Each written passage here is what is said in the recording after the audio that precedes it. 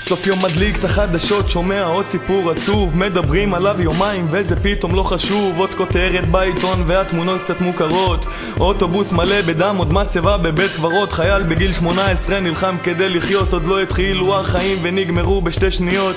אמא שבוכה שעות ואבא שצורח, עוד משפחה שהתפרקה, הכל בגלל רוצח שלא חשב פעמיים מי אתה שתיקח חיים. האל נתן, האל ייקח, זאת המשרה של אלוהים. עוד ילדון שלא איתנו כבר כי הוא לבש מדים, פסיכופת רצח עוד ילד בגלל פאקינג בגדים.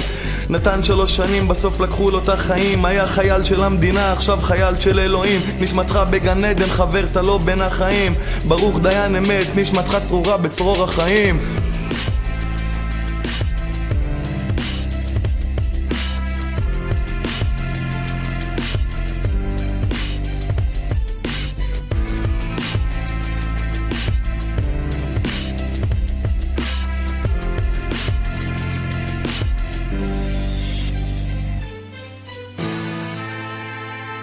עוד חבר כבר לא איתנו,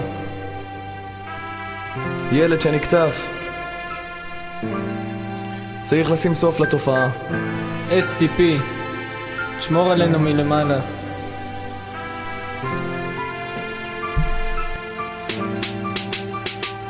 שוב קם לאותה זוועה, לצערי עוד חייל נקטף, פרח שלו פרח, פיחח, רצח, טיפש, לקח עוד אח. די זה נמאס, זה מעצבן, תן לי קלט, שבר חורק, כל מחבל פגר, כי אח שלי שוכב לו בקבר. רצה להיות מסתרבים, לצבא הוא התגייש, בקושי חודש הוא היה, יהי זכרו, עכשיו הוא מת. המחבל המפגר בתא יושב לו וצוחק, הוא ישתחרר ולבסוף גם לארצו הוא חוזר.